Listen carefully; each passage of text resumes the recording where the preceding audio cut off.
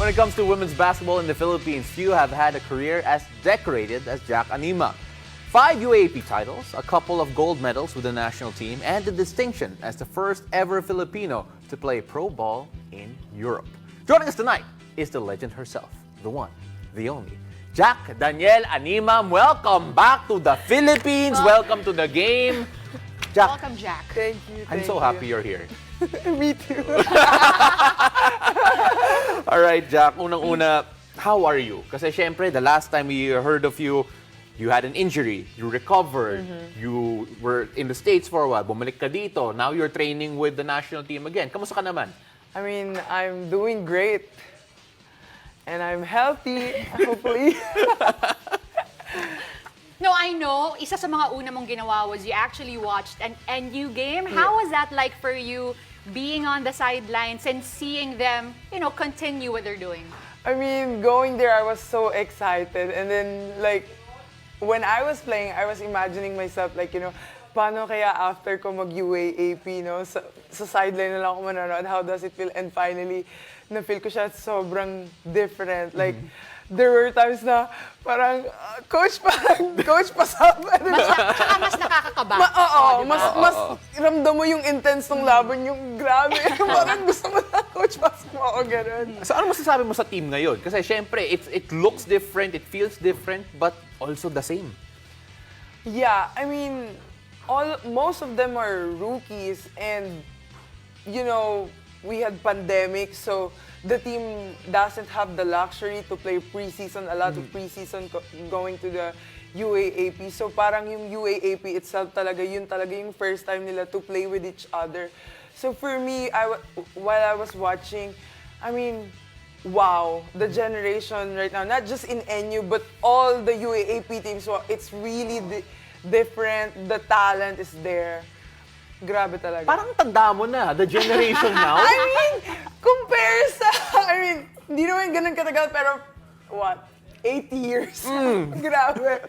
So parang grabe lang talaga. And speaking of 8 years, 103, that's the streak, right? Yes. For NU right now, 96 of which parte ka nun. But when you watched, I want to know, kasi napagdaanan mo na lahat, you actually said that Angel Surada reminds you so much of you when you were younger. Talk about that more.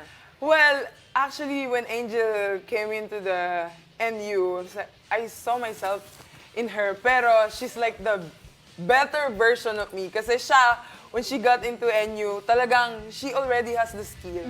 But ako naman, I'm like kind of learning it. But the way she plays, like her game is kind of like, the same with me. So I really like, okay, parang ganyan ako pero better siya. Naalala ko si Angel because there was a time when she was practicing with yung 3x3 youth team, and then you were part of the 3x3 team then.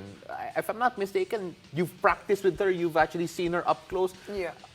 Kamusta naman yung development niya from that point on sa very early part of her young career to what you see today? Well, nung time na yun, mahihain pa siya. But now, parang she's embracing her role na yung confidence niya lumalabas na unti-unti.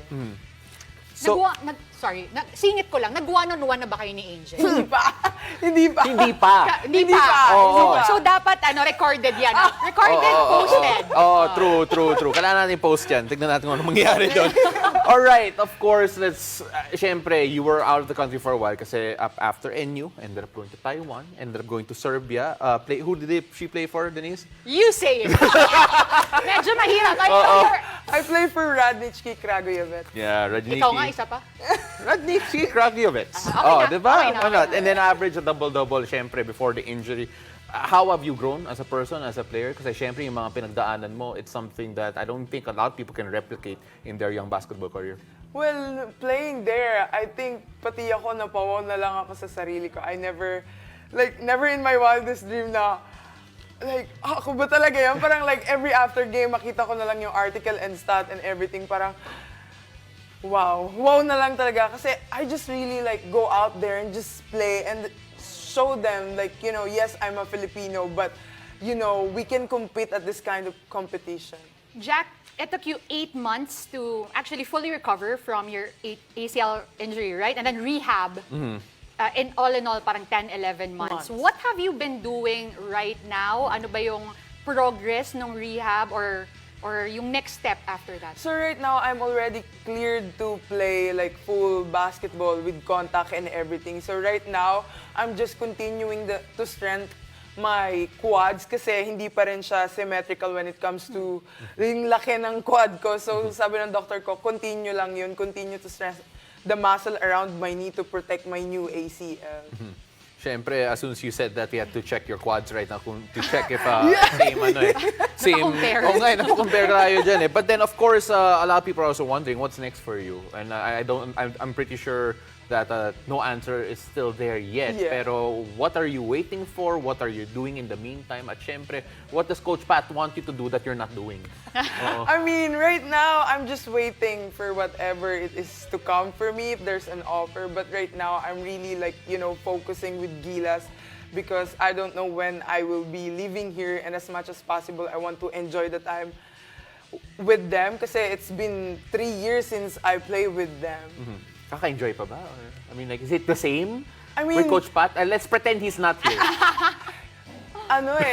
Every time na makakasama ko si Coach Pat, especially inside the court, it's always the best feeling.